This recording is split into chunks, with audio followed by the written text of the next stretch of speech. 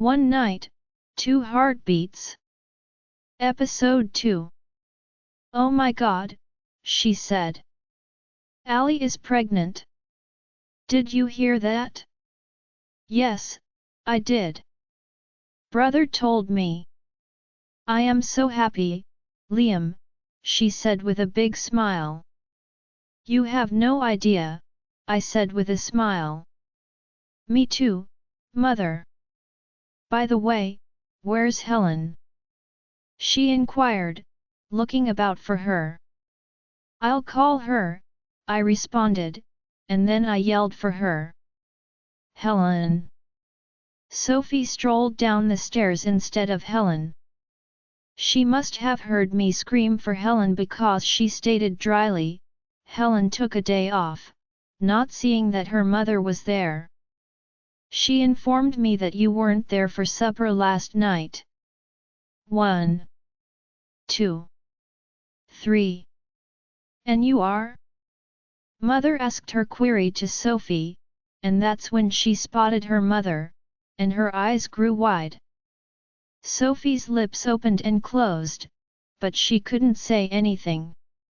Mother scowled and walked over to her. Have we met before? Sophie grinned uneasily. At Nathan and Allie's wedding. Yes, but I don't remember you very well. Sophie. A friend of Allie's. Oh, yes, Sophie. How are you, sweetheart? I'm fine, Mrs. Whitmore, she answered gently without looking her in the eye. Don't be so formal, kid. Just call me Margaret. Okay, Margaret. Don't you work with Allie? Mom launched her question and answer session. Yes, I do work with Allie. Don't ask what she's doing here. Why are you here? Mother said in a kind voice, but I knew she had a million questions for me and her. Sophie looked at me for aid since her mother was behind her. I shook my head because I didn't know what to say. If I tell my mum that she's my girlfriend, she'll know I'm lying. I took a step back, already thinking about how to get away. I grabbed for the door's doorknob with my hand. But my mother's inquiry was enough to keep me there.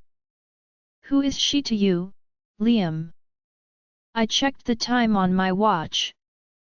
Mom, I'm going to be late for a meeting. I'll see you later.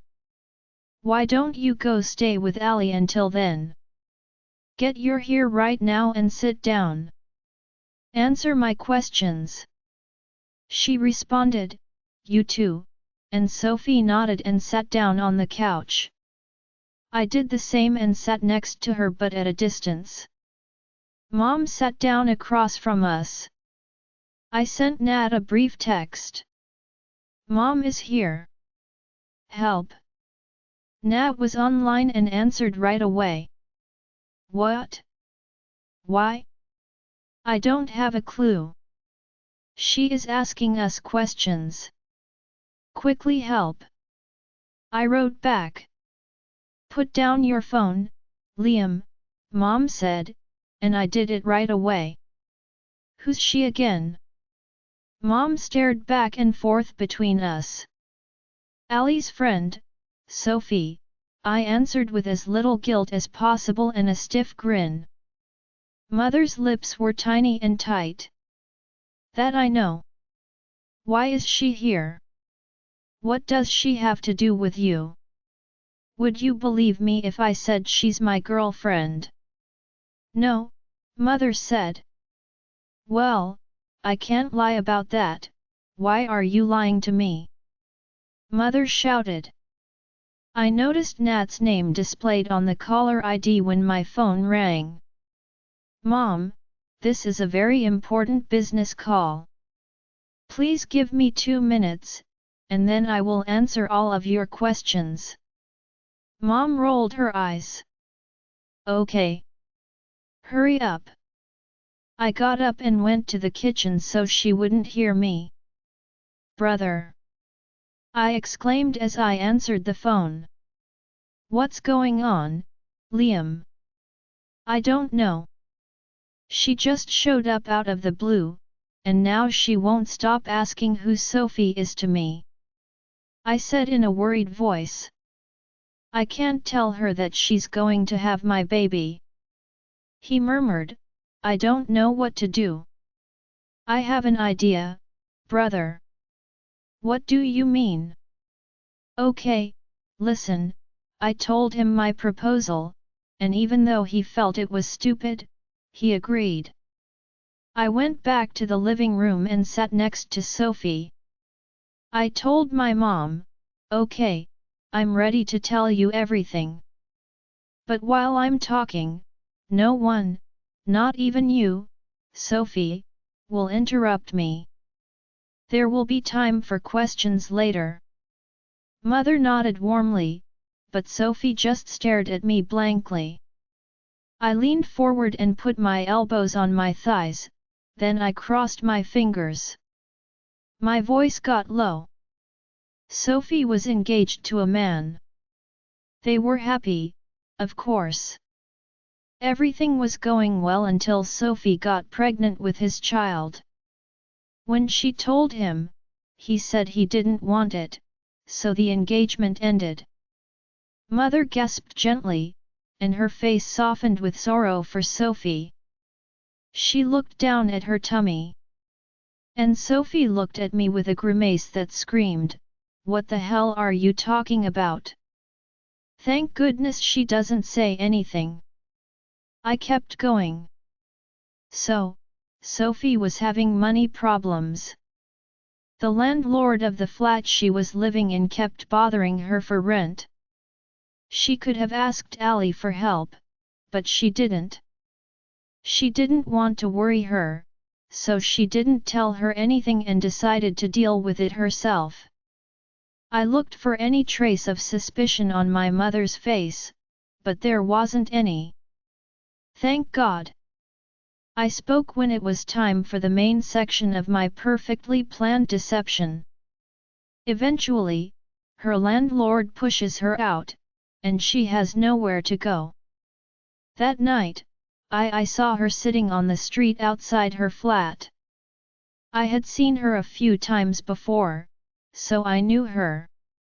I asked her what was wrong, and being the gentleman I am, I offered to assist. When I said gentleman, Sophie sneered, and I glared at her. And went on anyhow. So, to sum up, I took her to my house, and she asked me not to tell Ali anything, which I did. But for some reason, Ali now knows everything and could come here at any moment to take her away. I smiled and felt good about my story when I was done. Mother went to Sophie and inquired in a quiet voice. Sophie looked down as she heard, "What about your family?" "I have been an orphan since I was born." "What? Why didn't I know that? Is she a child without parents?" "Oh, dear," Mother said with sympathy. "I'm so sorry," Sophie said with a little grin. "It's okay." The front door sprang open, and Ali, Nat, and Saffron, Ali's 12-year-old adopted daughter, all walked in. Ali walked over to Sophie and said, "There you are." Saffron was behind her while Nat stood at the door. "How could you not tell me about your problem? You lied to me." I got up and went to see Nat. "Thanks, brother," I said quietly. "Mother probably believed what you said." "Yes, she did. I'm clearly a better liar than you." He rolled his eyes. "Lying is not something to be proud of.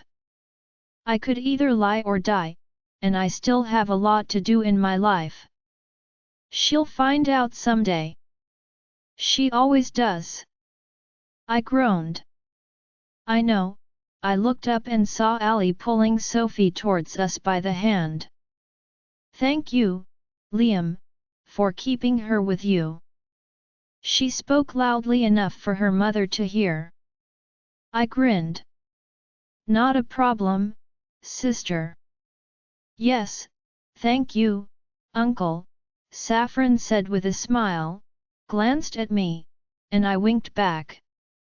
From now on, you will stay with me, Sophie, Ali said as she pulled her out. Saffron and Nat followed. I looked at my mom and sighed with relief. Mother, I'm going to work now. I'll see you later. No. I'm going. Why? Why? I don't want to stay here. Because your house doesn't feel like home. I scowled sadly. Don't say that, Mom. I worked really hard on the design. I'm not talking about the design, I'm talking about how homely it is.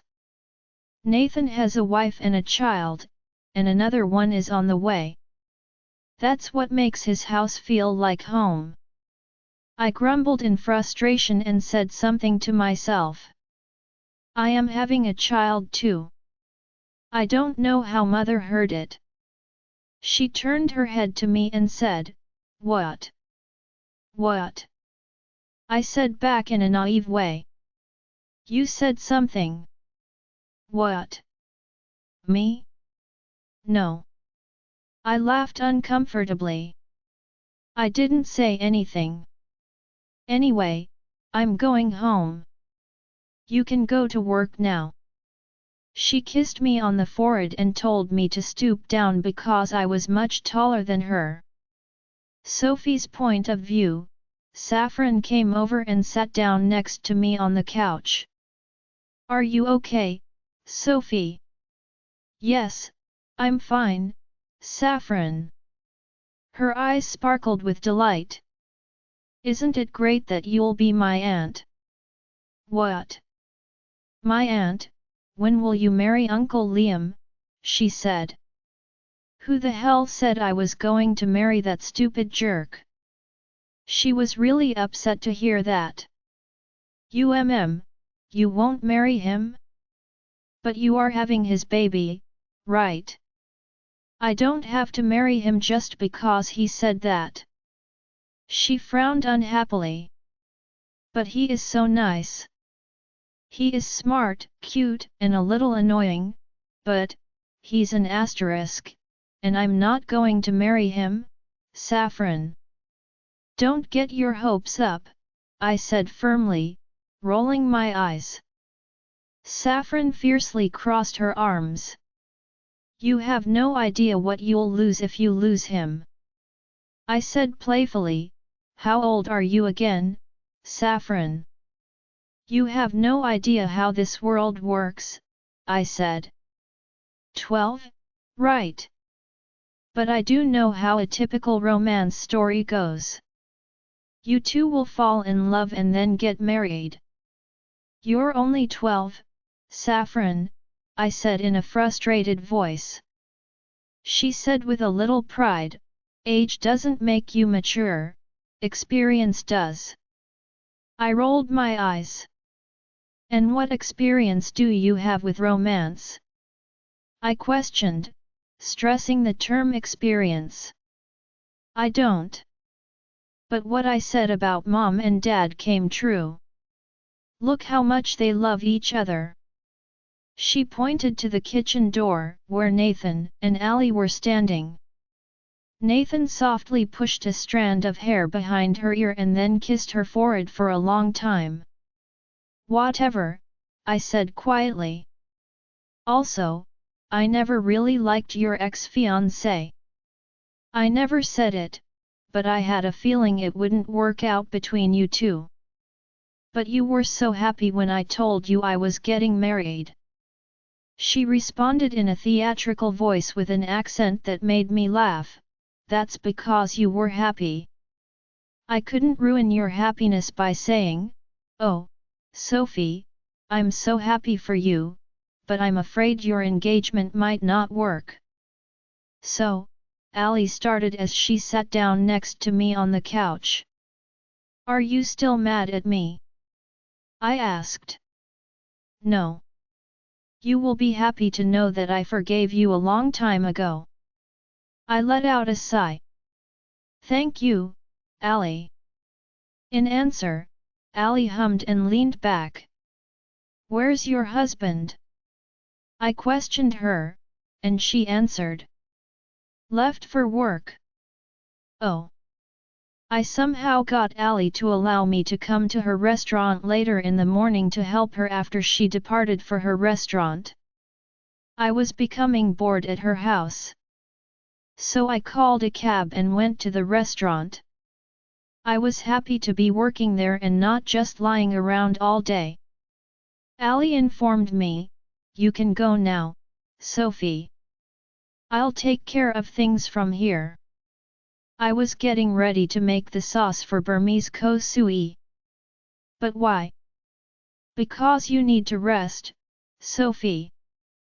I don't want you to faint. Go home. She whispered this quietly as she took the spatula from my hand. I pouted bitterly, and she frowned at me.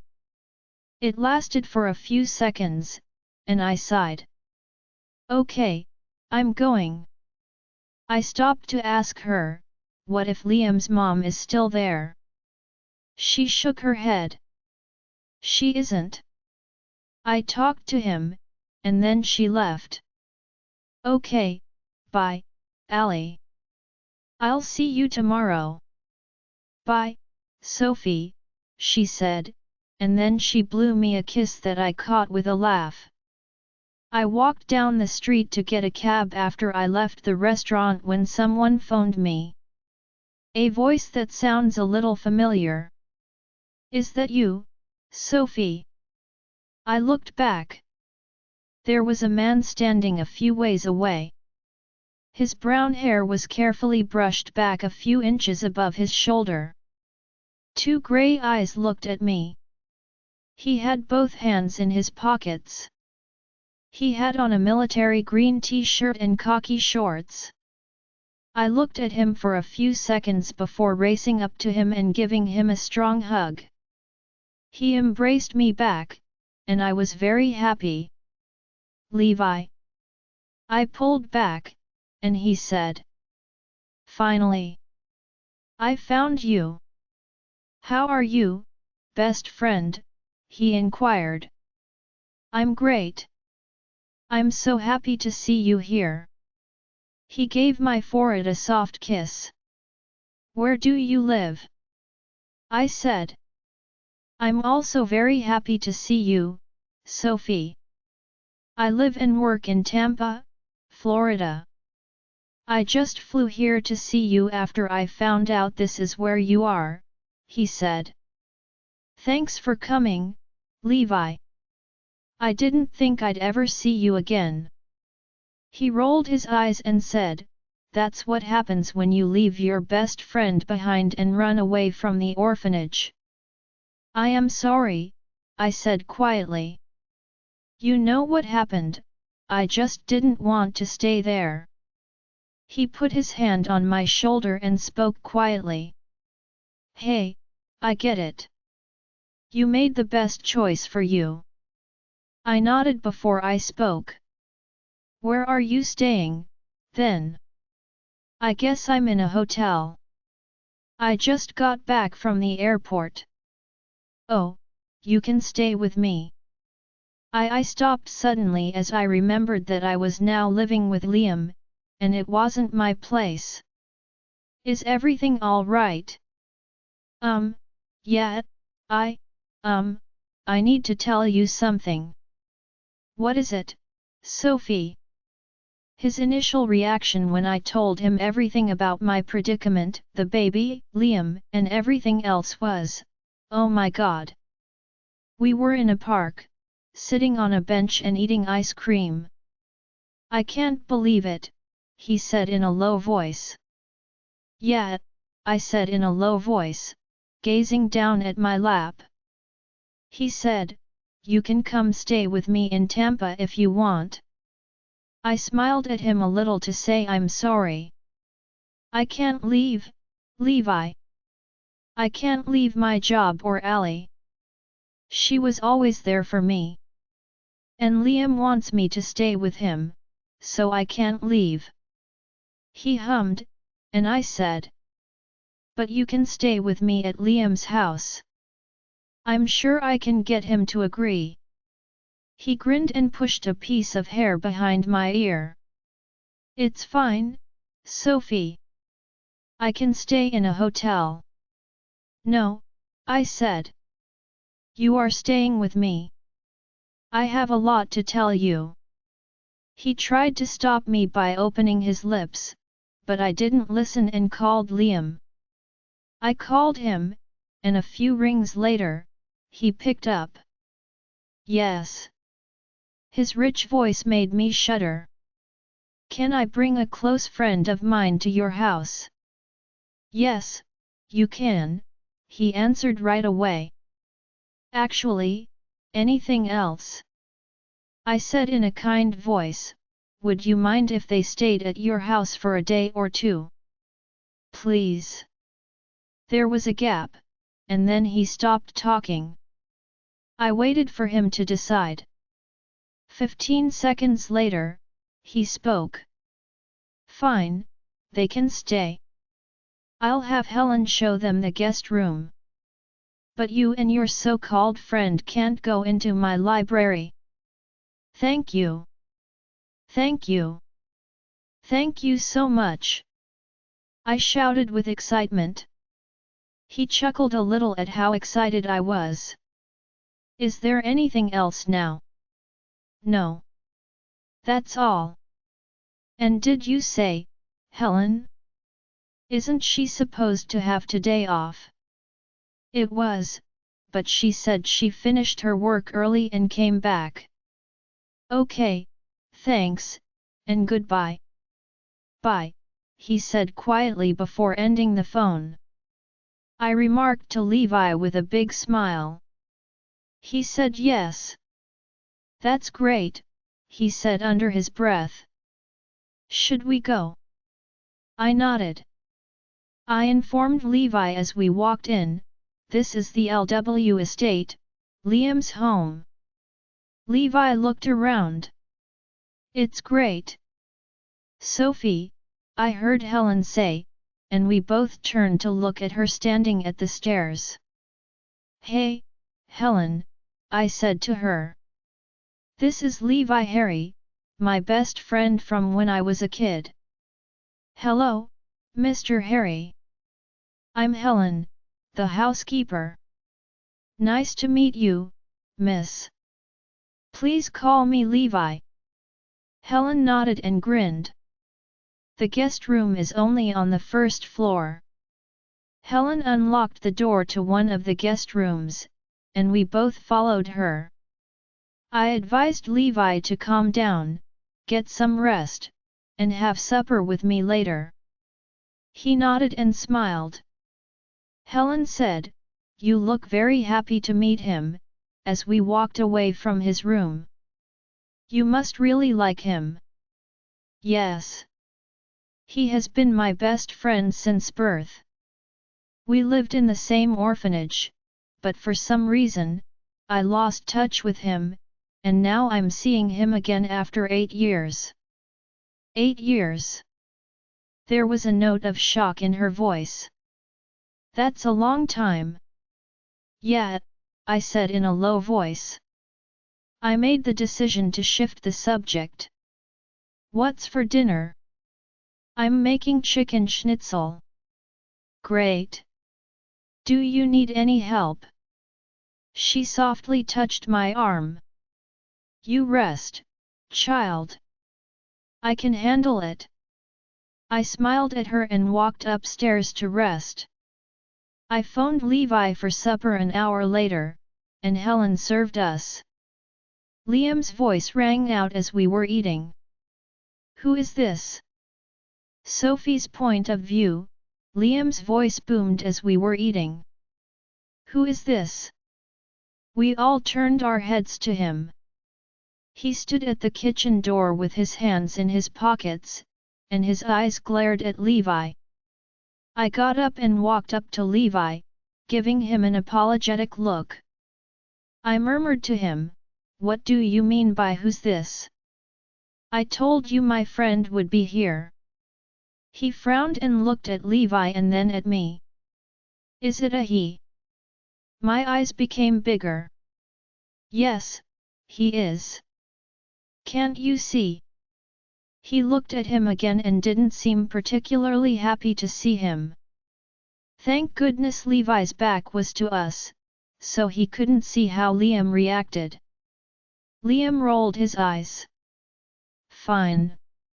He smiled and walked over to him. He reached out his hand to Levi.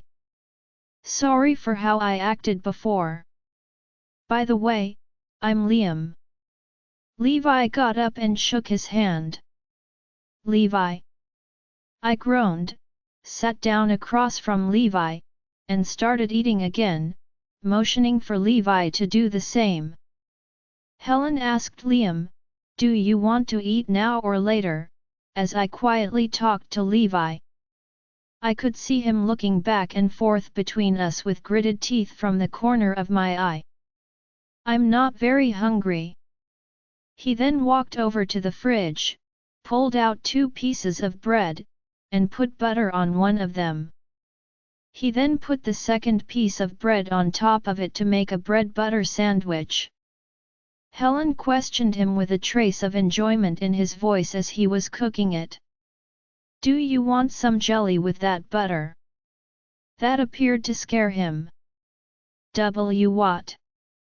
Helen said again, this time in a much more serious tone, "Do you need some jelly?"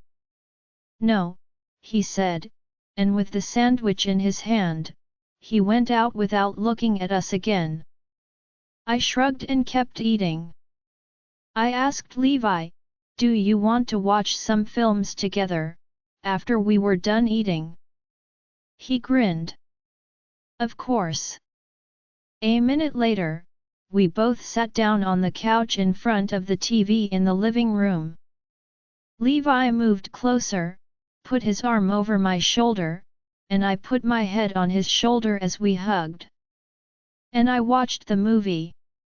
It was a funny movie, and Levi and I both laughed a lot during the whole thing.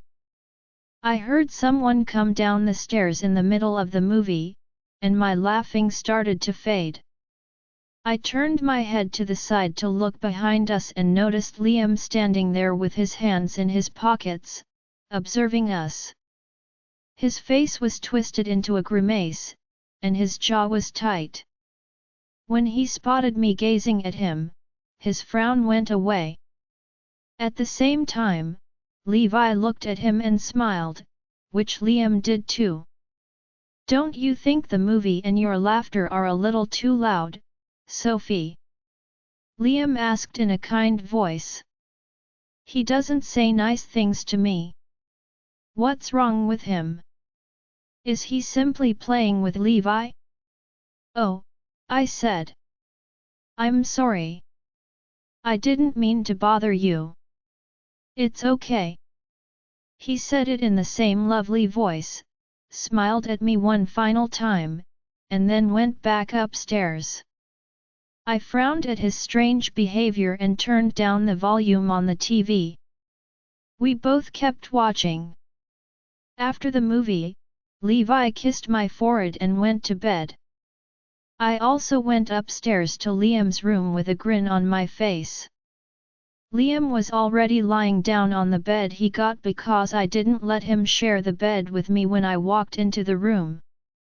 He had both of his hands under his head and was staring at the ceiling, lost in meditation. I got dressed in the bathroom and then lay down to sleep with my back to Liam. It made me very pleased to see Levi again after so long. My thoughts went back to all the memories of us as kids. Liam's words brought me back to reality. "He looks like a very close friend of yours." When I heard him, I turned around and looked at him. He was still in the same place, staring at the ceiling. I said, "He's been my best friend since birth. We're meeting after 8 years." He took his hands out from behind his head and turned his body towards me, leaning on his elbow for support. "Why now, after 8 years?" I looked down and nervously started doodling strange shapes on the bedsheet.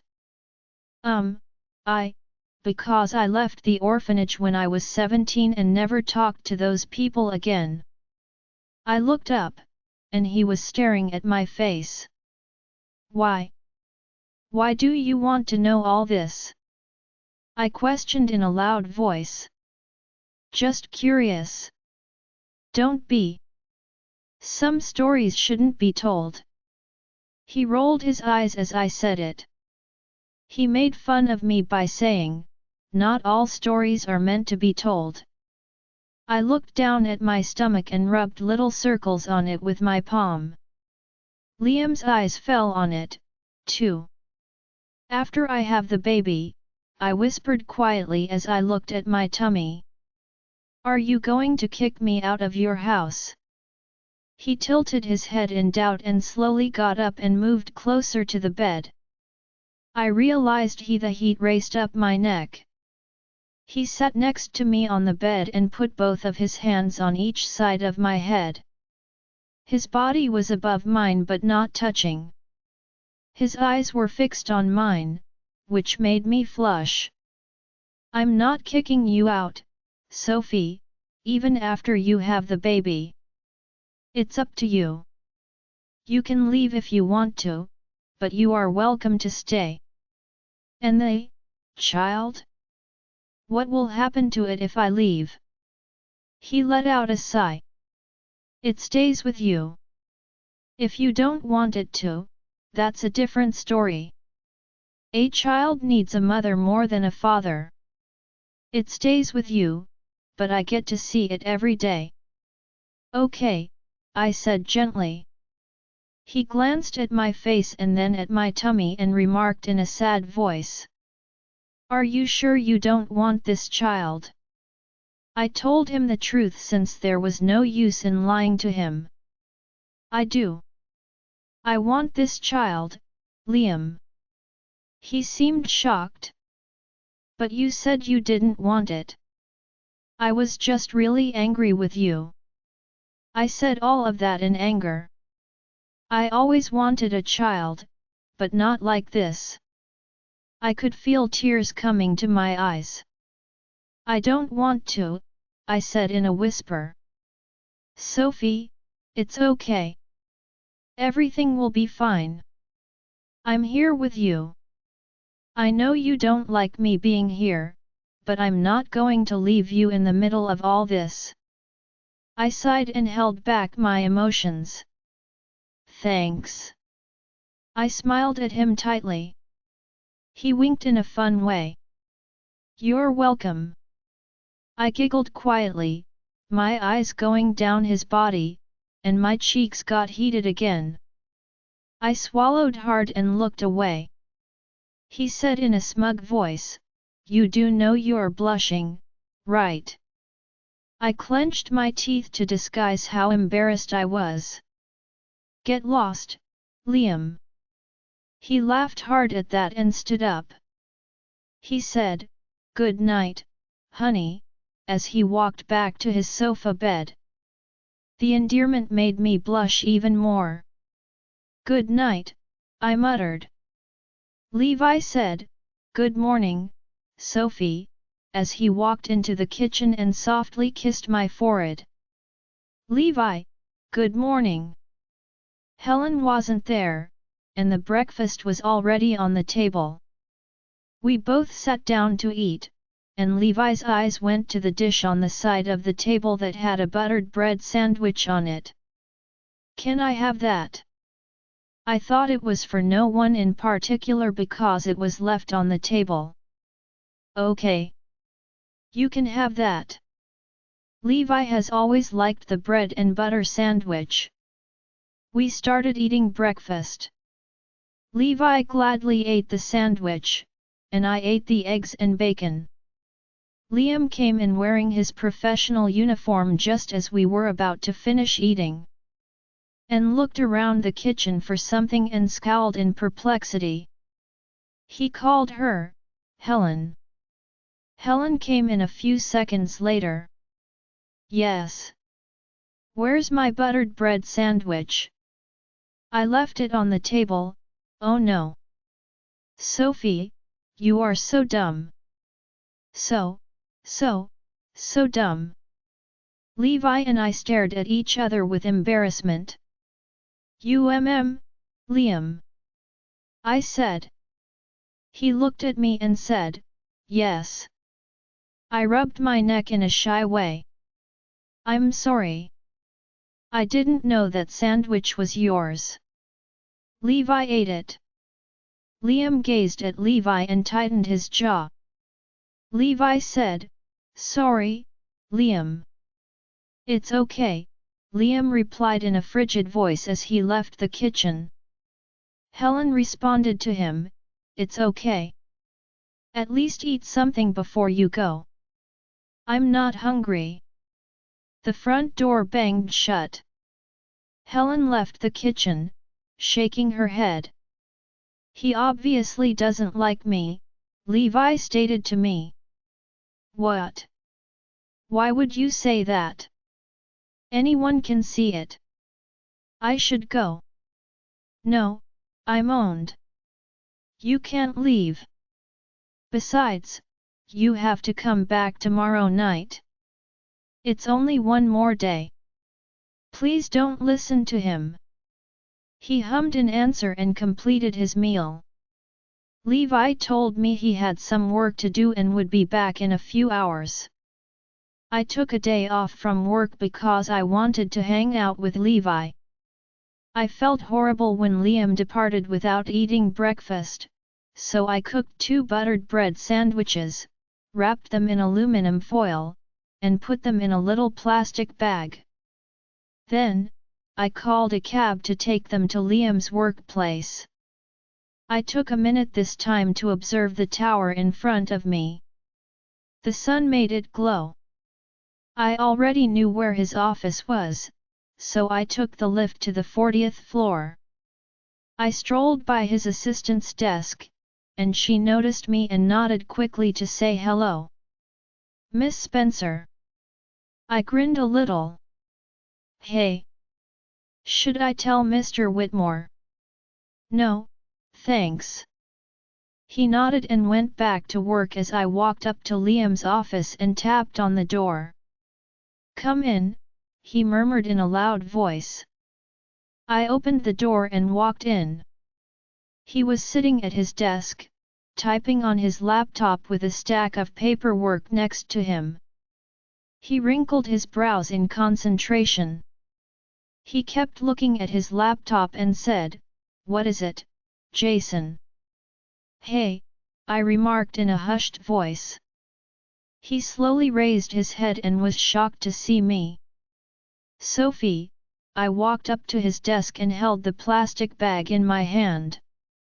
"I brought you your sandwich." "I'm sorry Levi ate it earlier. I didn't know it was yours." He groaned, pulled his chair back, and stood up. "It's fine, Sophie. You didn't have to come all this way to give me this." Well, I felt a little bad, so I stopped talking. He took the bag from me and put it on his desk. He smiled, and that grin was worth billions. It made my heart skip a beat, and butterflies flew about in my stomach. "Thanks. Really?" I tried not to stare at him by moving my gaze around his office. "I like your office," I said. "Thanks, okay, I'll be going now. Bye." I turned around and walked away. "Hold on. I can have my driver take you home." "No, thanks, I was almost at the door. I can handle it." "Goodbye, Mr. Whitmore," I murmured over my shoulder. He chuckled gently. Bye, Sophie.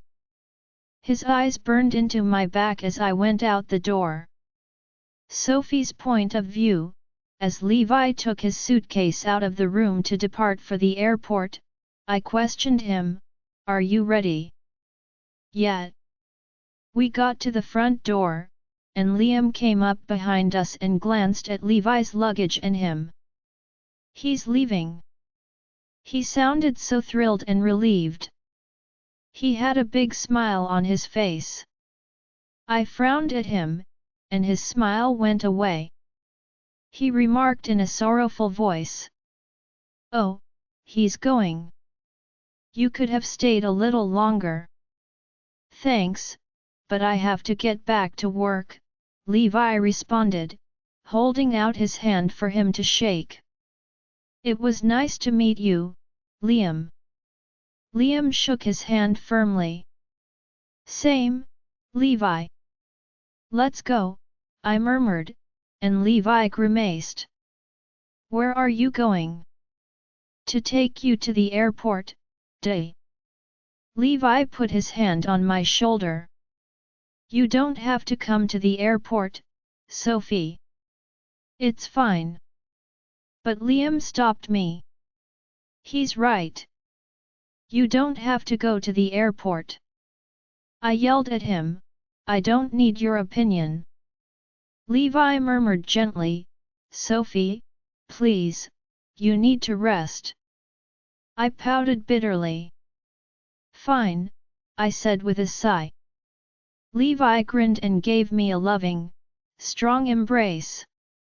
I hugged him back. "I'll miss you, Levi," I said in a whisper as tears sprang to my eyes. "I'll miss you too, Sophie." He pulled away and kissed my forehead before departing. Liam rolled his eyes and laughed to himself as he went, which I heard. "An acquaintance?" I said sharply. "What?" "What?" he asked in return. I crossed my arms and said, "What do you mean by a friend? He obviously likes you, and you think of him as a friend." He rolled his eyes again. "Feelings? For me? He's my best friend, he doesn't have any feelings for me other than platonic love," I said. "Try taking out the word platonic." "I'm not blind, Sophie. Anyone can see how he looks at you and how he flirts and all that." He sounded a little angry. "What are you? An expert on love?" He said, "I've read enough romance novels to know how someone acts when they like someone." He was pleased with his ability. "Novels? They're just books. What happens in them isn't real life. Isn't that what everyone thinks? Just shut up." I moved past him. He stated it in a frustrated way. "He's crazy about you, Sophie. I'm sure of it." I paused and turned to face him. "Really? Why does it bother you so much that he likes me?" I said back. He was shocked by what I said, his mouth opened and closed, but no words came out. I laughed and went back upstairs, leaving him standing there. "Does Levi like me? Are you serious?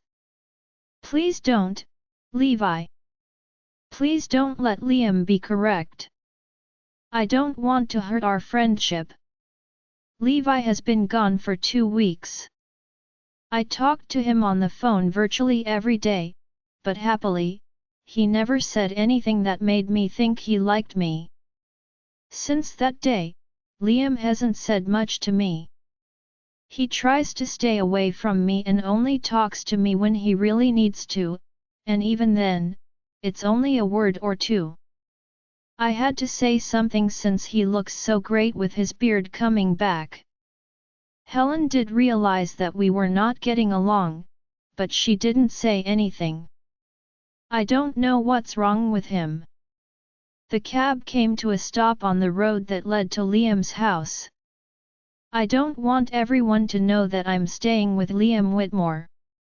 After paying the fare, I got out and started heading to the home. It was about 10:30 p.m. I was going down the side of the road when I heard a noise and turned around to see a car driving down the road towards me. I didn't pay any attention to it and kept walking till I got to Liam's house. Then, that same automobile parked next to me. When I saw Blake get out of the car, anger rose up inside me. Sophie! What do you want now, Blake? I yelled at him. You really did disappear again, Sophie, he murmured as he searched about. So, this is where you live now. Blake, leave me alone.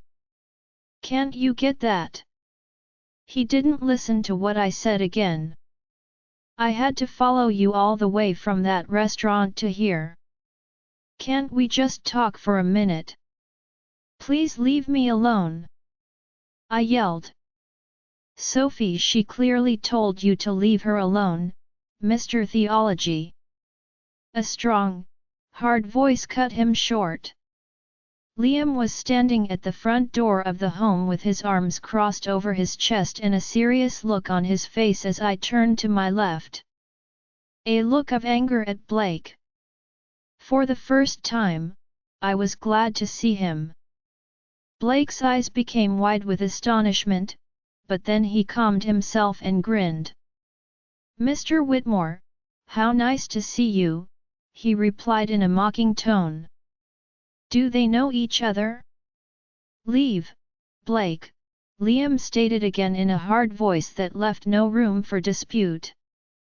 Blake asked me, so, this is the guy you're going to marry? Really, Sophie? I was about to say something when Blake stopped me. You could have done better. I stated instead of denying that we are engaged. At least he's better than you. He smiled.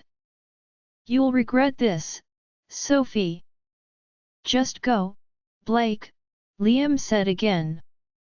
He gritted his teeth, got in his car, and drove away. I exhaled in relief and went inside the home.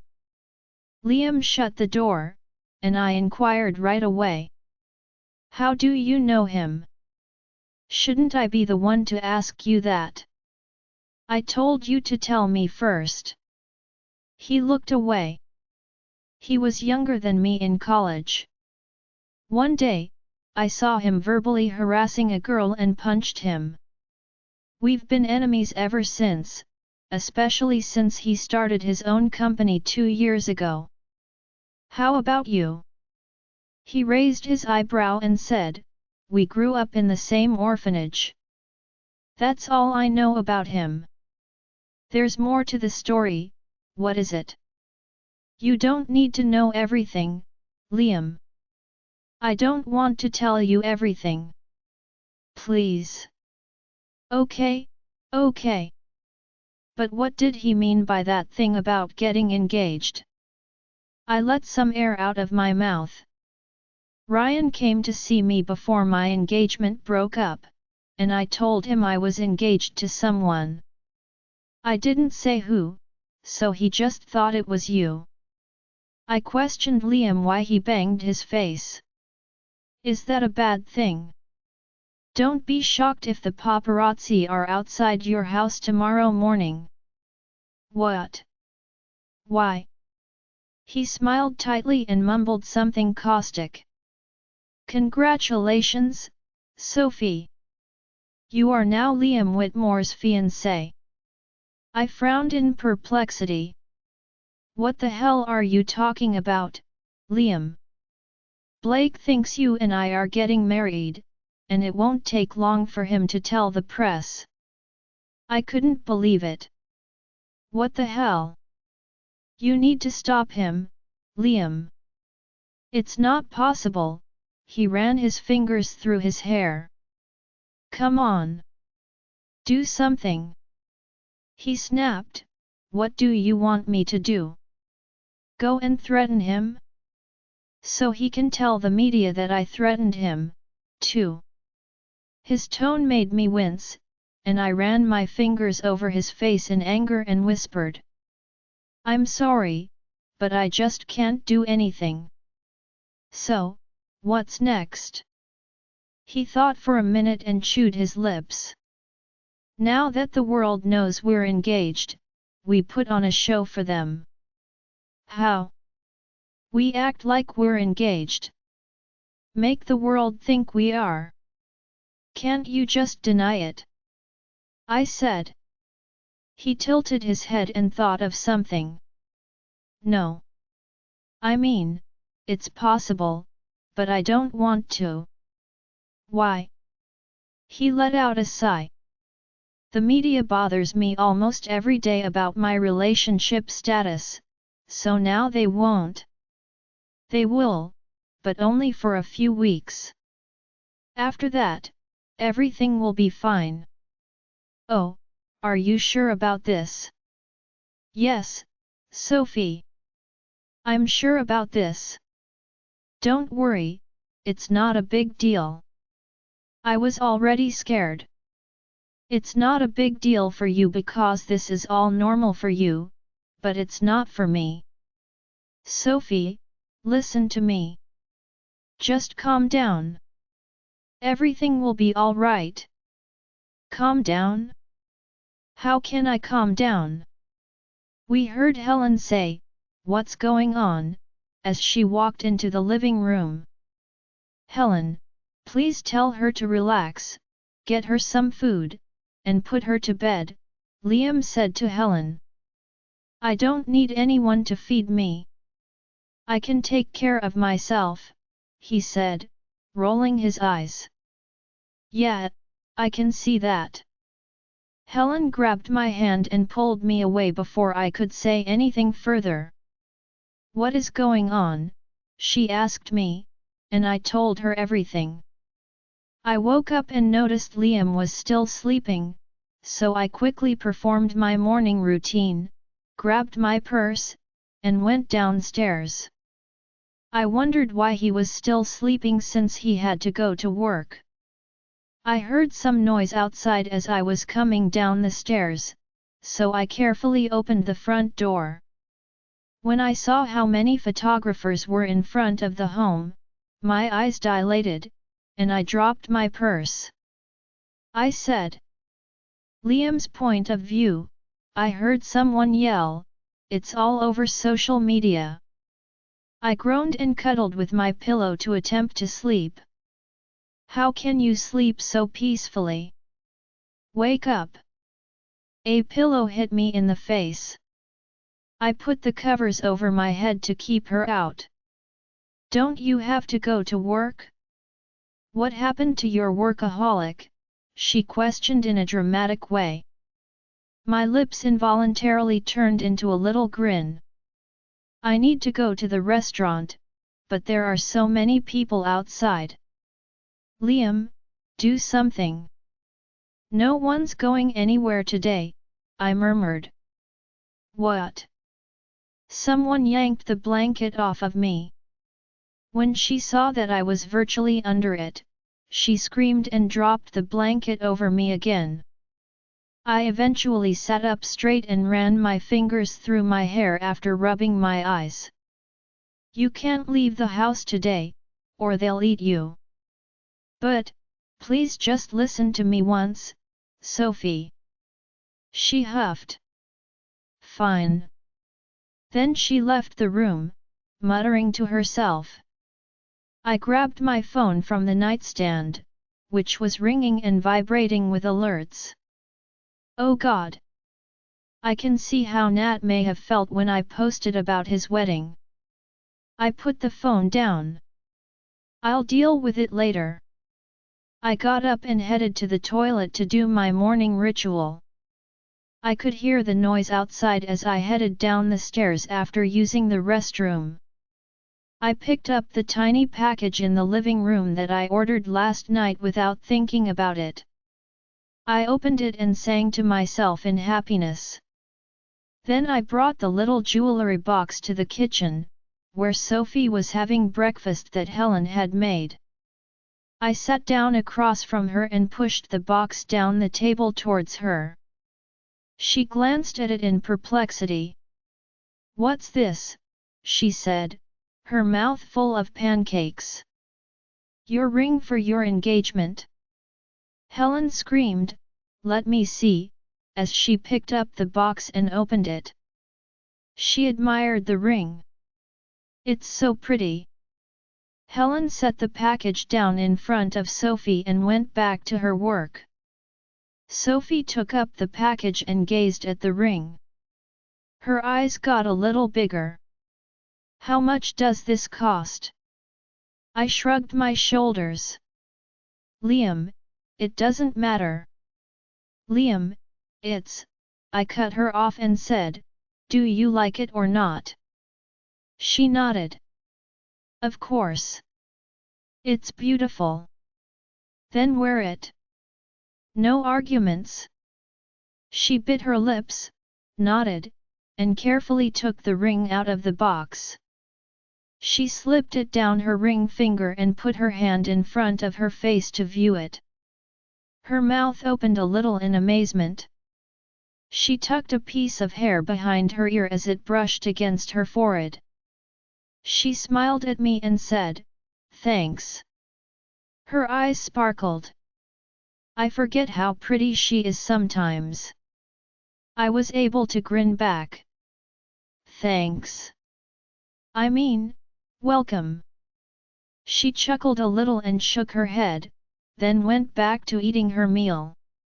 I put my elbow on the table and tilted my head, cupping my cheek to admire the beauty in front of me. "Hold on, what? What the hell am I doing? Stop looking at her." But I couldn't look away from her. "Please hit me." The sound of glass breaking brought me back to reality. I turned to my left and noticed a glass of water that Helen had dropped on the floor. Helen's eyes were fixated on me, and she looked horrified. She gasped and leaned down to pick up the bits of glass once she calmed down. I went up and bent down to help her, too. Sophie tried to get up, but I scowled at her.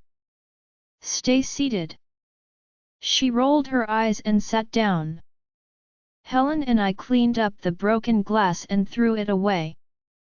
I questioned Helen, "Are you okay?" She nodded and then left the kitchen to get a broom. She swept up the smaller bits of glass. She instructed me to sit down and eat my breakfast, and I did what she said. Sophie got up and departed quietly once she was done eating. I watched her go. Helen cleared her throat, and I looked at her. Helen smiled.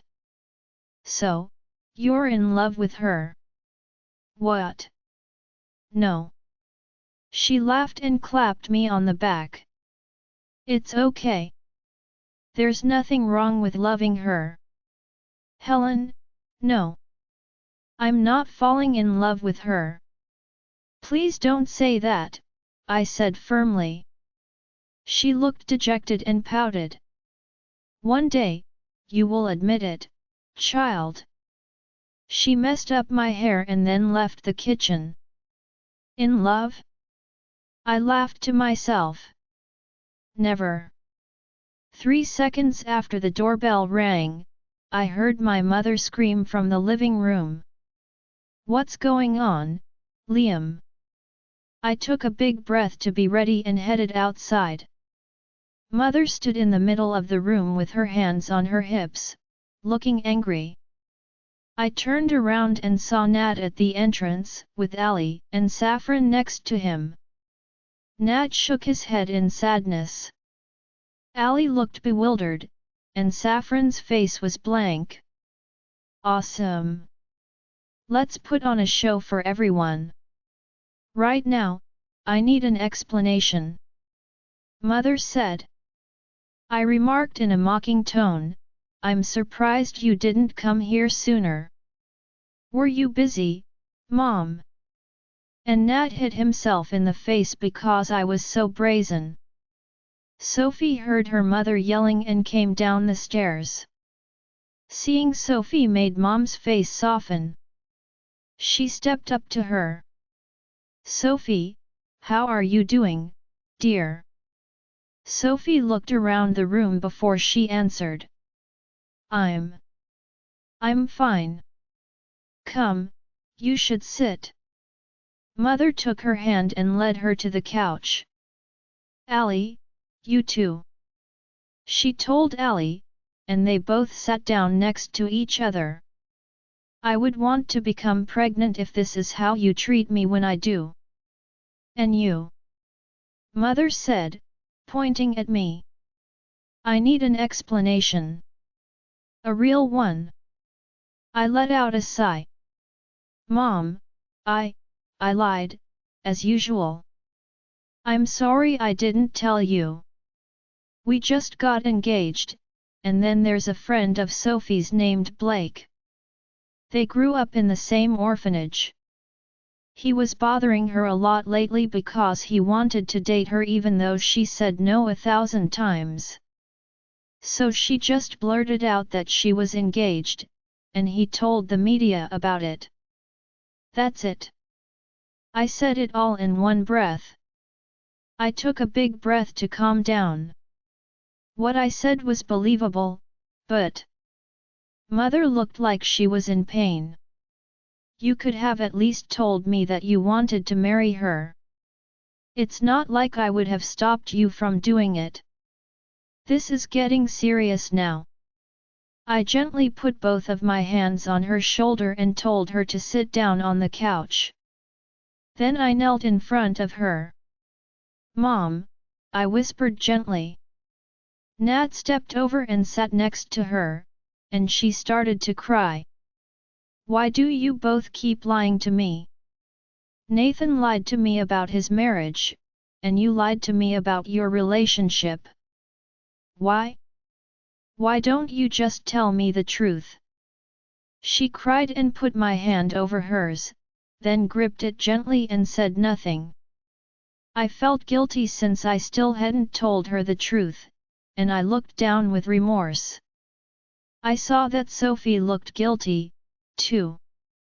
Liam, Mom began, trying to hold back her emotions. I stared at her. Are you hiding something else? Just tell me now.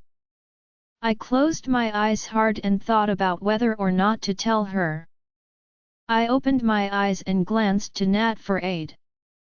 He nodded his head, telling me to tell her the truth. I clutched my mother's hand hard. Mom, I don't want to scare you, but Sophie is having my baby.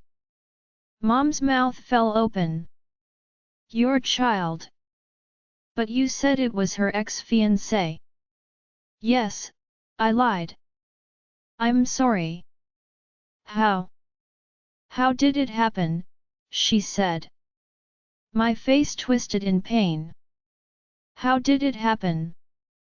Do you want to know more? Nat sighed loudly in anger.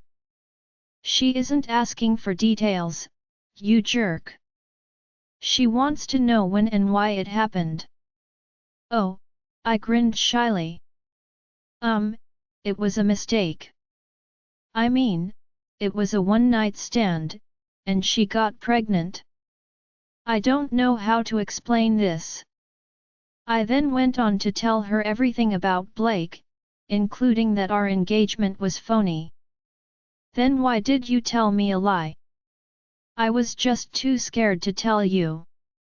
I'm sorry, Mom. I promise to be honest with you from now on. I softly kissed her hand as she lifted it to my mouth. Am I really that scary? She questioned, her voice breaking. Nathan lied about his marriage, and you lied about her pregnancy. What would I have done if you had just told me the truth?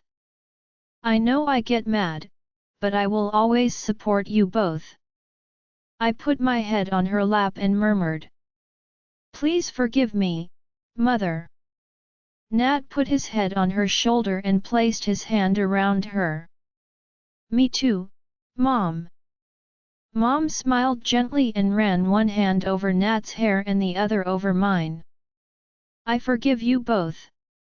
I smiled at her, got up, and sat next to her before holding her passionately. At the same time, Nat and I kissed her cheek, and she kissed our foreheads.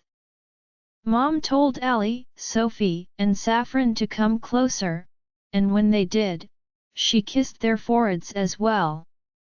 Sophie's point of view, this was nice. When Liam's mom kissed my forehead, it felt like I finally had a family. I grinned and let out a sigh of happiness.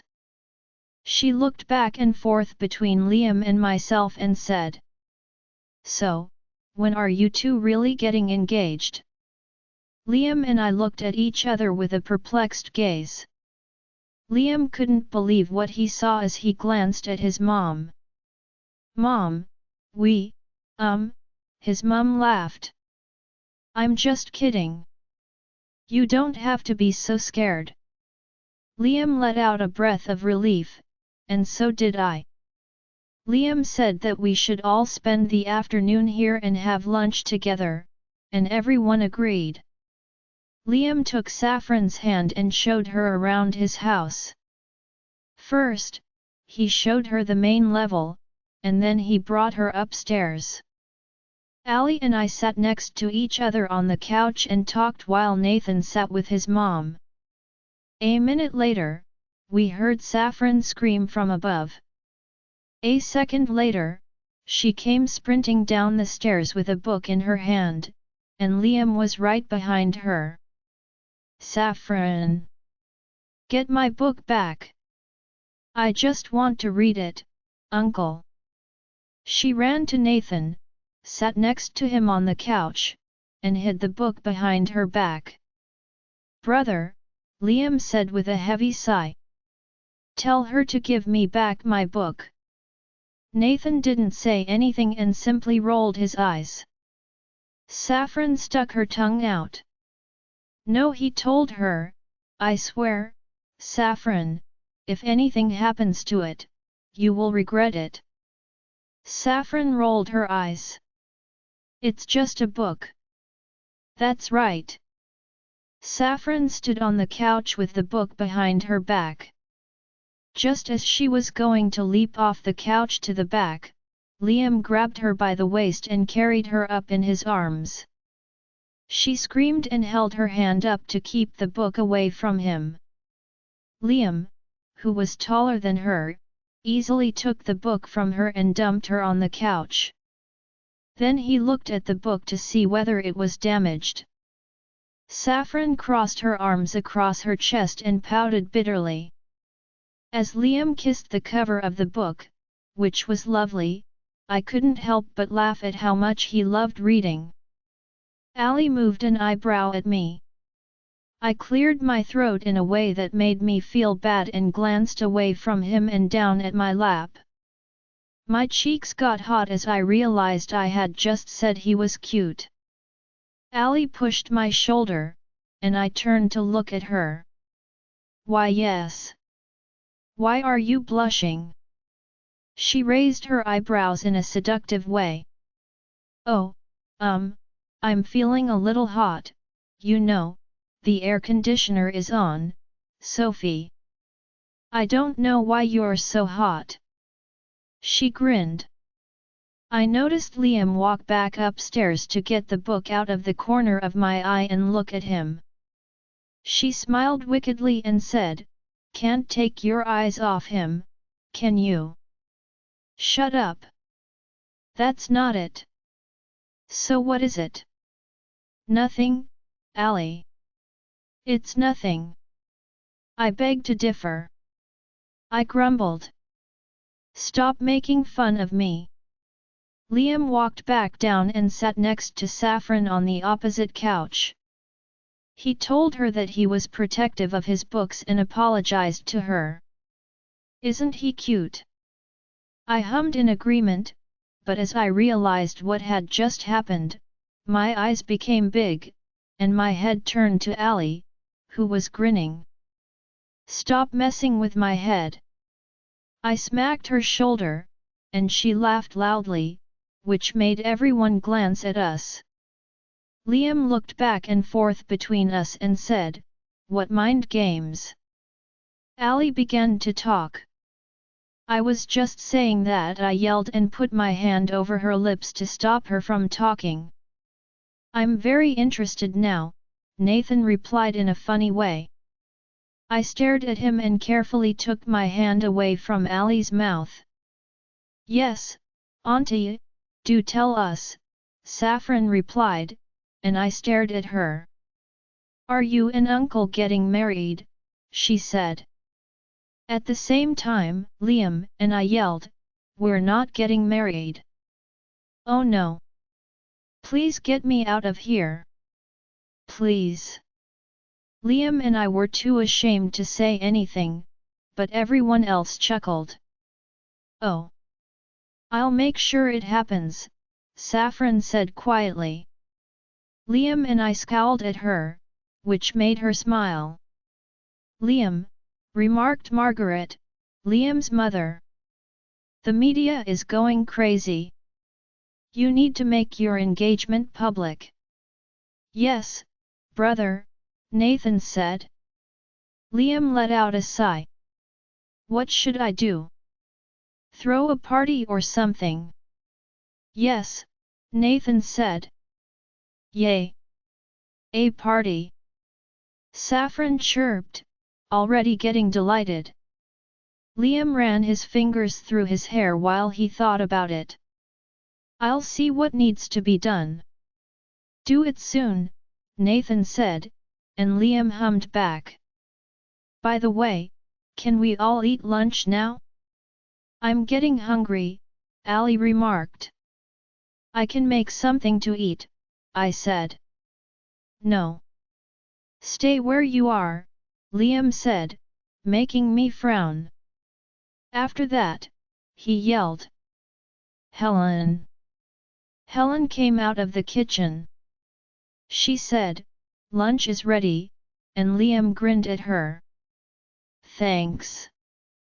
Everyone got up and went to the kitchen, where Helen was laying the table and Liam and Saffron were helping her as we all sat down. Liam sat next to me at the table, and we all started to eat. I always wanted to know what it was like to have lunch with my family, and now I do. It's a great feeling. One that can't be replaced. I looked down and attempted to hold back the tears that were welling up in my eyes. These tears were both happy and sad. I'm sad because I never had a family, but I'm happy because I'm finally feeling this. Liam muttered, "Sophie." I quickly wiped my tears away and turned to him with a faint grin. "Why yes. Are you okay?" he questioned in a low voice so that no one else could hear him. His tone showed that he was worried. And my dumb heart missed a beat. "Yes, I'm fine." "Why? You looked lost. Is everything okay?" I shook my head. "Everything is fine. I was just thinking about something." He nodded, but he didn't appear persuaded. "Okay." And they kept eating as Nathan and Ali talked. Everyone departed quickly after lunch, leaving me alone with him again. He inquired a few minutes later, when everyone had departed, "What do you think about me throwing a party this Saturday to announce our so-called engagement?" I was sitting on the couch in front of the TV and changing stations. I turned off the TV. He stood with his hands in his pockets in front of the couch. "I don't know, do what you want." He let out a sigh.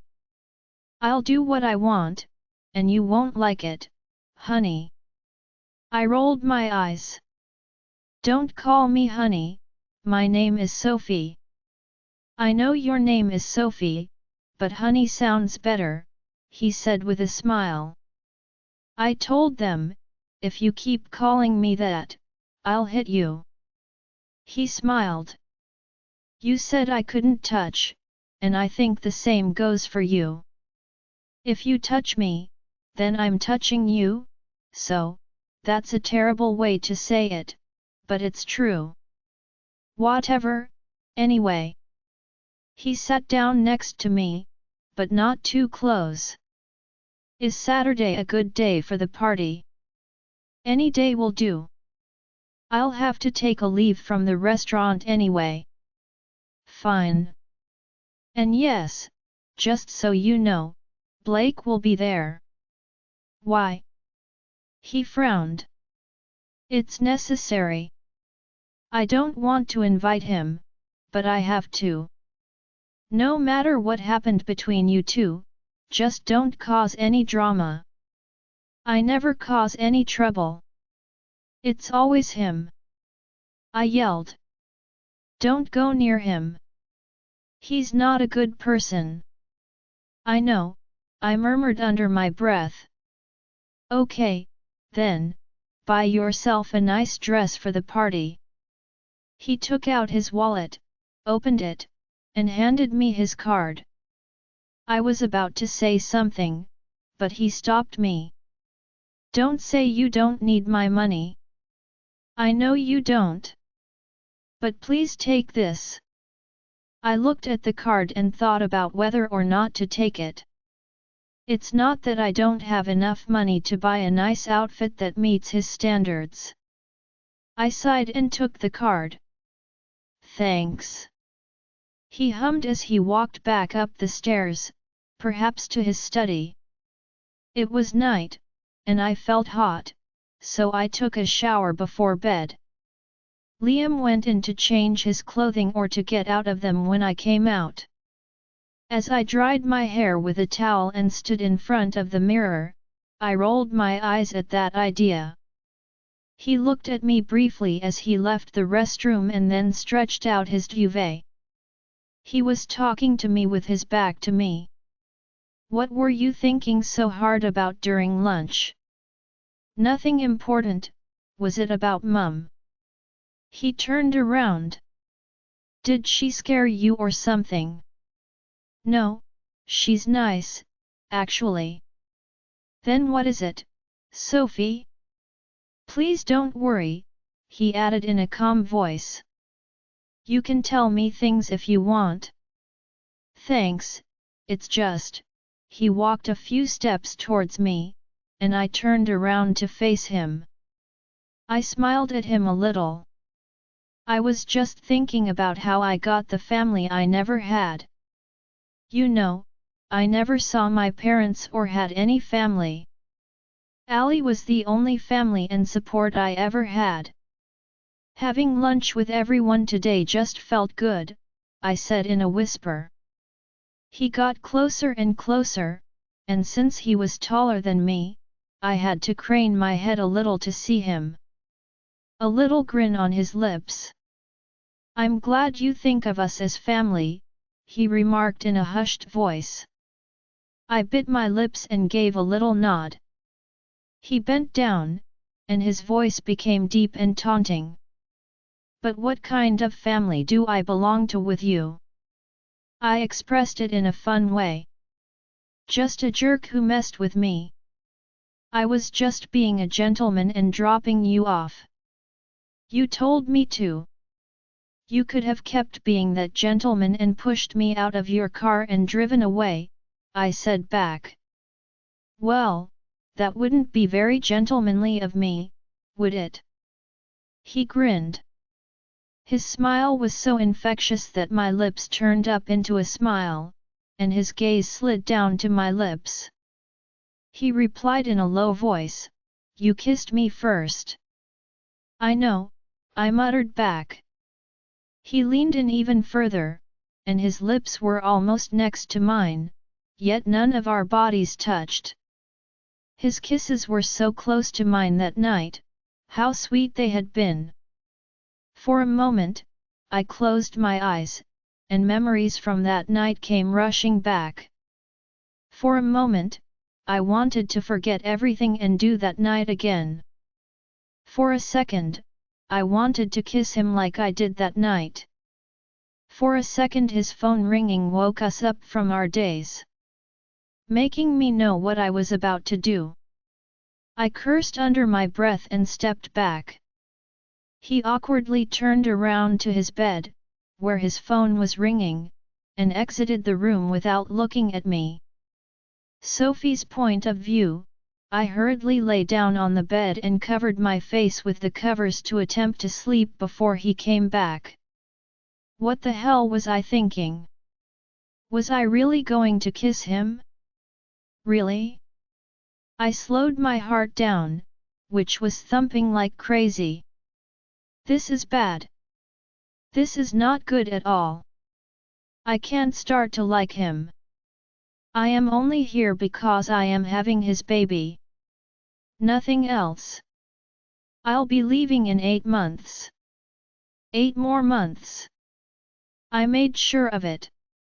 But can I keep my heart safe for these 8 months? The door to the room opened, and I froze, pretending to be asleep.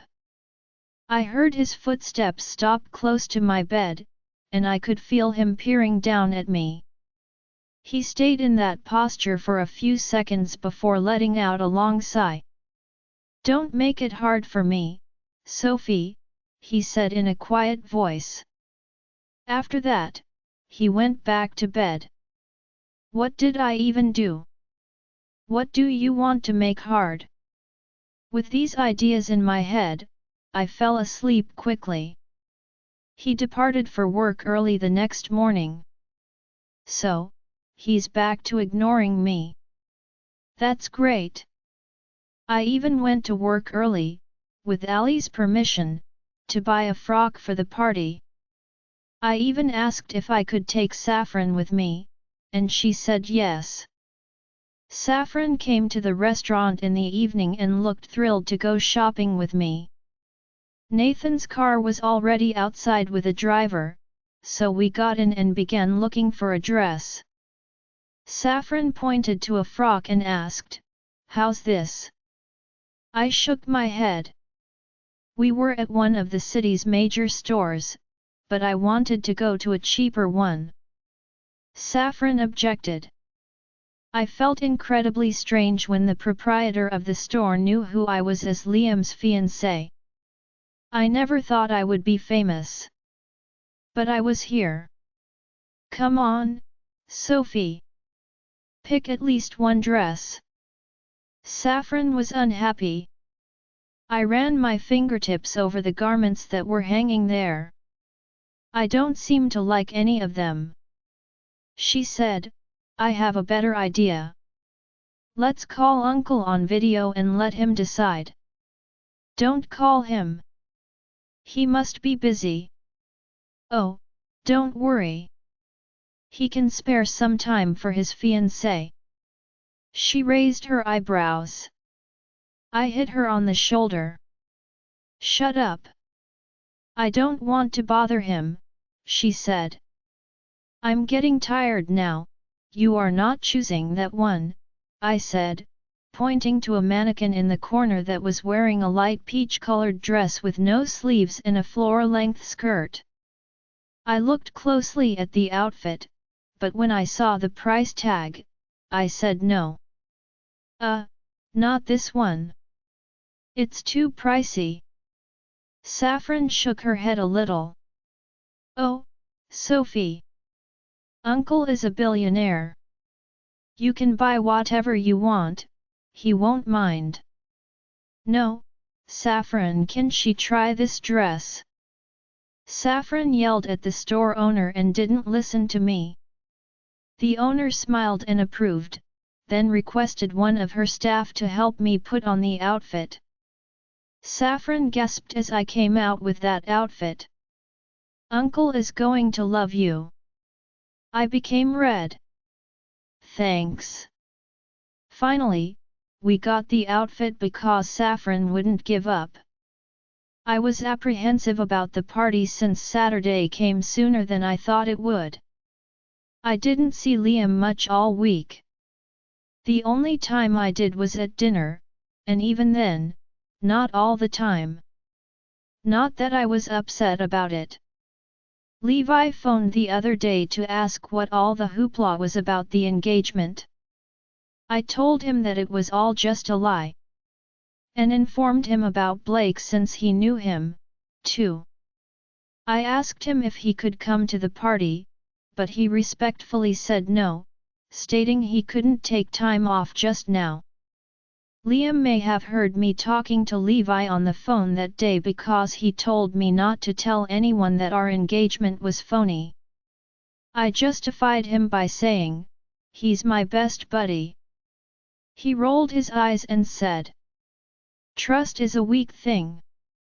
You can't expect everyone to be able to handle it." I wanted to roll my eyes at what he said, but I didn't say anything else since I didn't want to dispute with him. The makeup artist exclaimed, "All done," as she finished putting the finishing touches on me. I said, "Thank you," and then I glanced in the mirror. I made careful to put on the engagement ring Liam gave me. The makeup artist exited the room, leaving me alone and wearing the stilettos. Someone banged on the door. "Yes?" Liam inquired from the other side, "Are you ready?" "Why yes, you can come in." Liam went inside through the slowly opening door. He was wearing a black suit and a bow tie. He didn't wear his glasses, and his hair and beard were both cut short. I bit my lips as he looked me over from head to toe and opened his mouth a little. His eyes became a little bigger. My neck got hot, and my cheeks and the tips of my ears burned. He blinked a few times to attempt to escape the spell he was under and then cleared his throat. A little bit of color showed up on his cheeks. "Should we go?" he said, and I scowled. "You jerk, at least say something nice about me." "Yes," he responded as I went forward. "We'll have to hold hands and stuff, so the no touching rule will have to go away for tonight." I thought about it for a second, and I couldn't say no. Or it will make people suspicious. "Only for tonight, as long as we're at the party," I said yes, and he nodded. "Very well." He waved his hand at me to go ahead, then locked the door and followed me out of the room. When we left the home, a limousine was waiting for us. Liam unlocked the door for me, and I slid inside. He followed.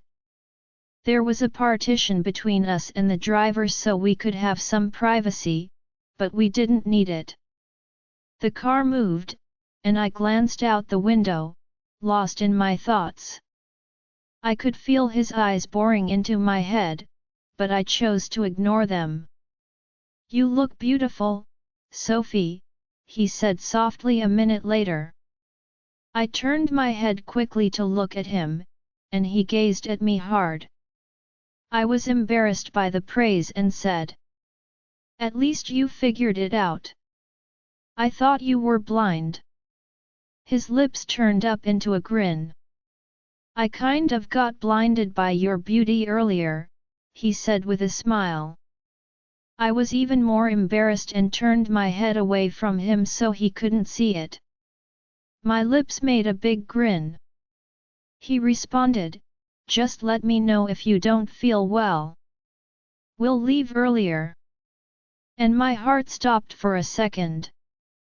"Isn't it rude to leave before the guests?"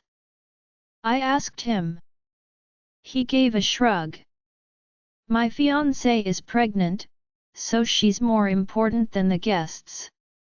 His comments made a tiny knot rise in my throat. He could be lying, but I didn't care. At that moment, I simply wanted to hug and kiss him. When I didn't say anything, he snapped his fingers in front of my face. Are you okay? I bowed my head because I didn't trust what I was saying and thought I would start sobbing. But nevertheless, I was able to whisper. Thanks, Liam. He seemed to be bewildered. For what? Just thank you.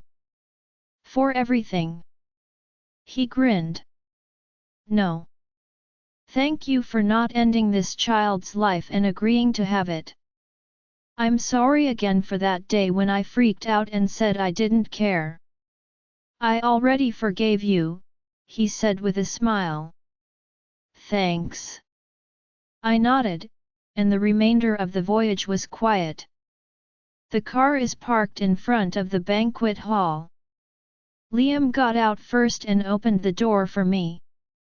He then offered me his hand to grasp. I put my hand in his slowly, and my skin tingled. I got out of the car with my hand in his, and he kissed my hand softly. That's when I knew that we were surrounded by photographers and that we had to put on a show for them. He took his hand away from mine and put it around my waist instead. Then he leaned down and murmured in my ear. Don't listen to them. I nodded and went slowly down the red carpet next to him while a million questions were shouted at us. Thank goodness the commotion stopped as soon as we got inside the hall and saw how gorgeous the decorations were. Liam's hand fell from my waist, and he moved away from me. Here you are. I heard Ali say as she walked up to us with Nathan and Saffron next to her. Ali said, You look so beautiful, Sophie. Me too, Ali, I answered with a smile. I looked at Saffron, who was spinning about in her outfit to show Liam. Next, Saffron came up to me as Nathan chatted to Liam. Saffron exclaimed with excitement, You know Uncle said you look so beautiful that you almost took his breath away. I told you this dress would be perfect. I got red in the face. Did he really say that? She nodded. Yes. He did. Just don't tell him. I won't, I said with a laugh. I questioned Ali, Isn't Margaret here too? Oh, she is. But right now, she's with her husband and the guest, Ali said. I hummed in response. Liam walked up to me and said, It's time for the announcement. Already? We just got here. I want to get over it fast. Okay, Ali wished me luck, and Liam put his hand on my lower back and led me to the stage. We passed by Margaret on the way, and I smiled at her, and she smiled back. Liam held my hand and helped me ascend the few stairs to the stage. There were hundreds of cameras and reporters in front of the stage. A woman on stage gave Liam a wireless mic, and we moved to the middle of the stage. He cleared his throat, which got everyone's attention. I stood there awkwardly as he smiled and talked to everyone. Thank you all for coming to this party, even though you are all very busy. He looked at me for a second before moving on. Since word got out earlier this week about my engagement, I want to make it official tonight. He put his hand around my waist and pulled me closer. Please meet my fiancée, Sophie Spencer. People in the hall started clapping and talking. The press went nuts and asked us questions that I couldn't answer. Where did you meet her, Mr. Whitmore? One person questioned. Liam answered. My sister-in-law's friend is her. I met her at my brother's wedding. Someone else inquired, when did you two get engaged? 2 weeks ago, Liam said again. Some people asked me questions, but Liam made sure I didn't have to answer them. He calmly told everyone, "I'm sorry, but my fiancé isn't feeling well tonight, so please excuse us." He then led me off the stage and away from the ruckus. Ali met me halfway and brought me to a table full of food, where we tried a little bit of everything. I spotted someone I knew out of the corner of my eye. I turned to my right and saw Blake leaning against the wall with a drink in his hand and looking at me. A little smile on his lips.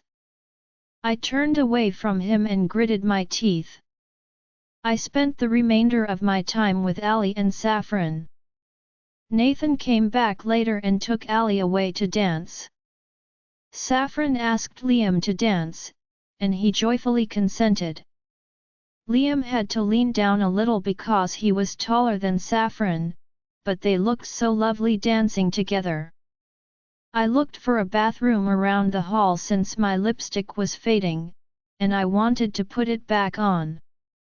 A waiter strolled by me, and I asked him where the toilet was. He said it was upstairs, so I thanked him and went upstairs. When I got to the top of the stairs, I saw a long hallway with the bathroom at the end. When I got out of the bathroom after putting on lipstick, I saw a door that led to the balcony. I stepped outside on the balcony. There was a light wind, and the view from here was gorgeous and quiet. As soon as I heard Blake speak, though, the serenity was gone. "Sophie, you look great tonight."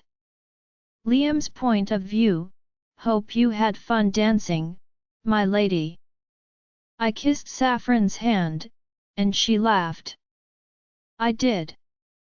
Thank you for the dance, Mr. Whitmore." I took her off the dance floor to where Nathan and Ali were waiting, but I frowned when I didn't see Sophie there. "Ali, where's Sophie?" I asked her, and she looked about.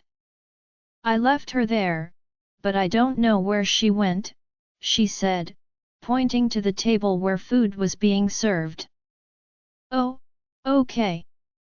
I'll look for her," I responded before heading in the direction Ali had directed. I was becoming concerned because I couldn't find her. I really wanted to see her. I looked for her furiously and asked a few waiters along the way. "Excuse me," I said to a passing waiter. "Have you seen my fiancé?"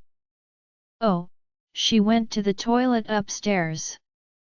She asked me where it was." "Thanks," I answered before running upstairs. I was only worried that she might run into Blake. I hurried down the hall to the toilet, but I stopped when I heard voices coming from the balcony. I heard Blake say, "You don't deserve it, Sophie. He'll leave you too. No one wants to have to take care of a child so soon. What the hell does he think he is to say that?" I opened the door to the balcony, and he had her backed up against the railing. "Can't you just leave her alone?" I yelled. Sophie groaned loudly and peered over his shoulder. Blake turned to me and said, "Liam," I looked at him with anger. "Please go, Blake, before I lose it." He passed by me while glaring at me, and I grabbed him by the bicep. "Stay away from her. This is your last warning," I said in a quiet voice. I took my hand away, and he left, muttering to himself. I moved closer to Sophie, who was breathing heavily. "Sophie, are you all right?" She nodded her head slowly and dropped her head. Her eyes were filled with tears as she glanced up. I had to use all my strength not to draw her closer and hold her hard. To give her a kiss. "Can we go back home?" she pleaded, her voice breaking. "Sure," I answered, taking her hand and walking back down the steps. Nathan, Saffron, and Ali met us at the bottom of the steps. "Brother," I murmured to Nat. "Please take care of it while we're gone." "Of course," he said, and I smiled at him before leading Sophie out to the limousine, opening the door for her, and sliding in next to her. I didn't say anything or ask her anything, so the journey home was quiet, and she just looked out the window. Seeing her like this hurts. I'm afraid of the strange sensations that are building inside me. Feelings that I had never had before. But I wasn't dumb for not knowing what they were after reading so many romance novels. But I was afraid. I made a fist with my hand and held it tightly, hoping to halt these emotions. It didn't help, of course. I put my head back on the seat and watched her out of the corner of my eye. We got home quickly, and before I could open the door for her, she unlocked it from her side and stepped out, quickly heading into the house. I sighed and went behind her, thinking I should give her some space. I slept in the guest room below. My phone ringing disrupted my blissful slumber. I groaned and took it up to answer it. "Yes?" I asked in a rough voice. "Sir, are you going to the meeting or not?" my assistant said. I grumbled again. "Who the hell has a meeting on a Sunday?" "Sir, you only fixed it on Friday and said Sunday would do." He stated this with a note of humor in his voice. "Whatever. I'm coming," I said, and then I hung up. I didn't want to go for the first time in my life. I wanted to remain home with Sophie today. That made me moan. Sophie. Sophie. Sophie. She is the beginning and end of everything. I moaned for the 100th time before eventually getting up and getting dressed. I sat down across from her for breakfast, and she asked, "Where were you last night?" "I slept in the guest room." She frowned. "Why?" "Because, I responded, feeling ashamed. "Because I was missing that room." "What kind of excuse is that?" "Missing a room." "An excuse." She smiled and then laughed gently, which made me laugh too. Helen put the meal in front of us, and we began to eat. "That day I came here first, the day I went into your study and saw a paper with you designing the nursery," she mentioned this as she was eating. I got a little red in the face. "Yeah, so, you are an architect." I assumed she would question me about the nursery, not this. I said, "Not an architect. A structural engineer. I learned about business after I learned about engineering." "Oh, well, did you make this house too?" she said with a laugh. "Yes," I said honestly, which made her seem deadpan. "Really?" I grinned. "Yes. I designed this house." It didn't sound good for one structural engineer to ask another structural engineer to design his house. "Wow, this house is really beautiful. Not many people say nice things about it, but designing my own house means a lot to me. I'm very proud of it." "Thank you." I cursed when I saw the clock. Shit. I'm going to be late for the meeting. I got up quickly and went out without eating breakfast when she yelled. "Who the hell makes plans for a meeting on a Sunday?" "Me." I yelled before fleeing out of the home. The meeting took longer than I thought it would, so I had to remain for a few more hours to do some vital work. When I got home, it was almost dark. When I walked in, I spotted Sophie seated on the couch with her back to me. She had pulled her legs closer together and rested her chin on her knees. As I got closer, I gently said, "Sophie." She turned her head towards me, and although her nose was red and her eyes were swollen, she still managed to smile at me, which crushed my heart. I sat next to her. "What happened? Did you see Blake again?" She shook her head.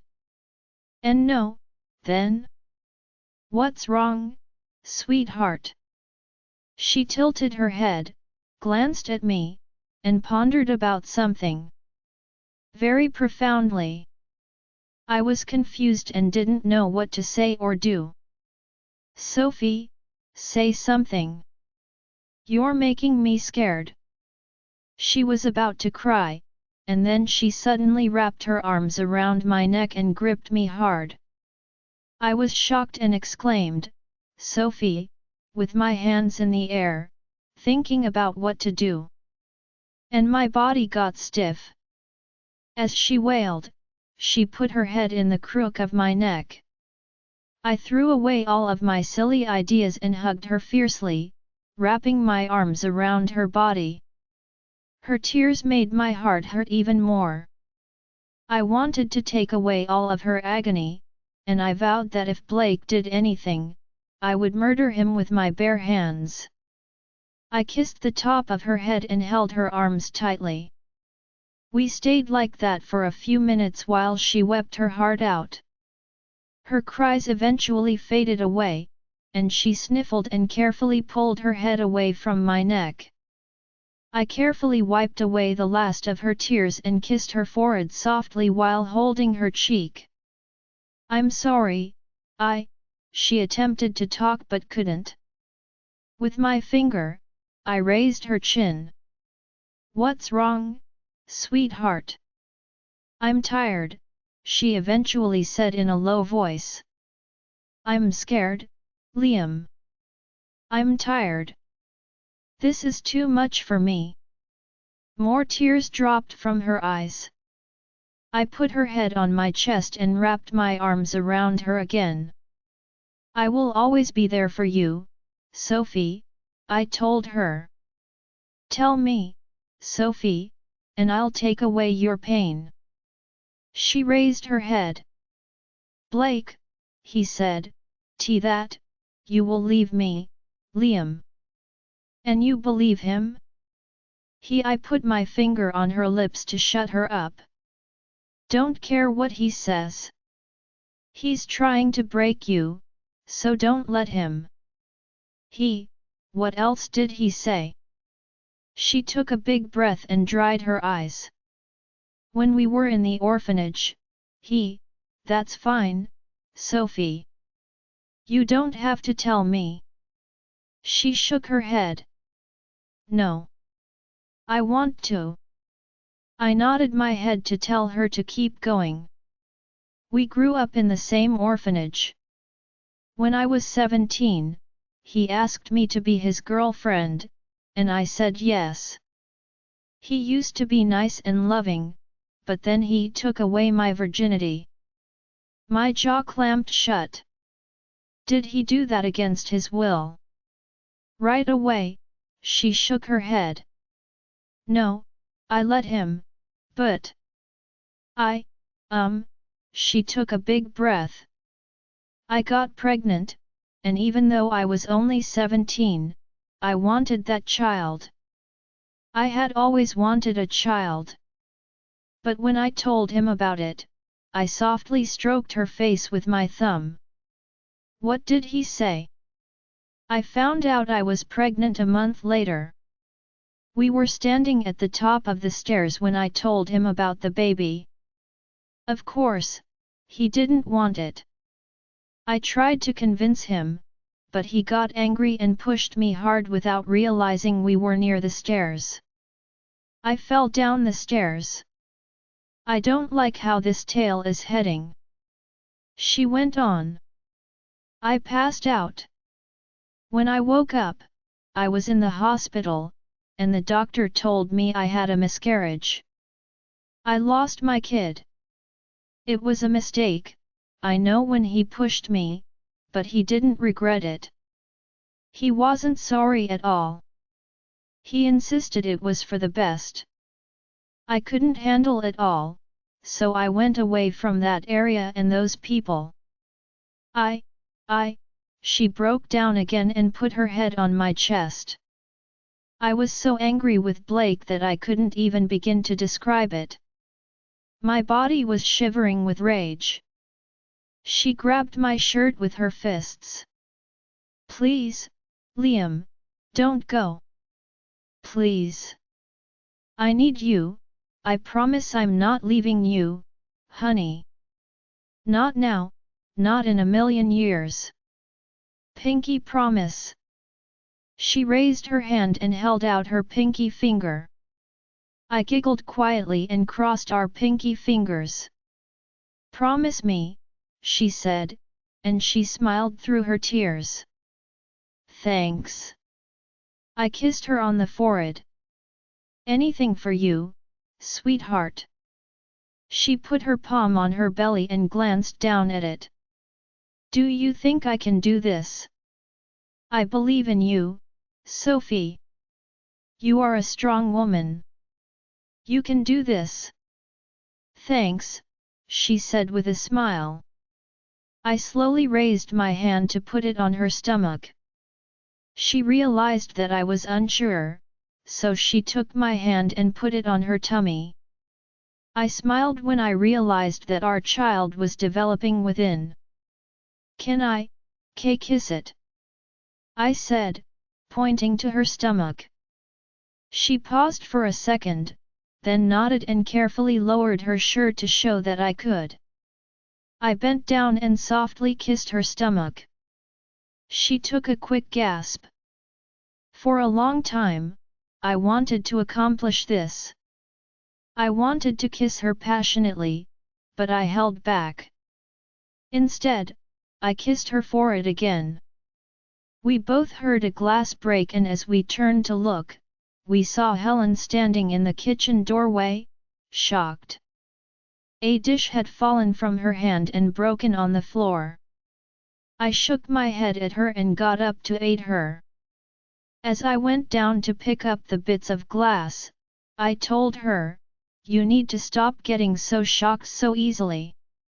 And you need to stop shocking me," she replied in a fun way. I laughed, and she kept asking me in a hushed voice, "What happened to the rule about not touching?" I said, "What rule?" as if I didn't know what they were talking about. She shook her head and smiled, saying to herself, "Very much in love." Liam's point of view. I saw The Silent Patient on my bookcase and recalled that Sophie was reading it but didn't complete it since I was so obsessed. I sighed and took it from the shelf. I went out of the study, but not before taking down the caution I had put on the door. Sophie was downstairs late at night, and I put the book on the nightstand for her to read. I left the room and went down the stairs to the kitchen to eat. I hope Helen doesn't shatter any more dishes or glasses. "I love you so much," I remembered her saying. That made me sigh. Do I adore her? If I do, wouldn't it be too early for it? It's never too early to adore someone. I thought of something out of the blue and shook my head to try to clear my brain. When I walked into the kitchen, I found Sophie sitting there and talking to someone on the phone. After she broke down this evening, it was nice to see her smiling. I walked past her to Helen, who was cooking something on the stove. I questioned her, "What are you making?" as I looked over her shoulder. "Chicken palava," she said. I hummed back, and she replied in a whisper, "You'd better do something if you don't want to lose her." I frowned. I murmured back, "What do you mean?" She's talking to Levi, and he's been flirting with her since they started talking. Either she's too innocent to see it, or she likes it. My jaw tightened, and I looked back at her to see her laughing at something he said. My jaw was becoming tighter and tighter. Join our Facebook and WhatsApp group for more updates, link is given in description. Rest audiobook will be continued in next episode.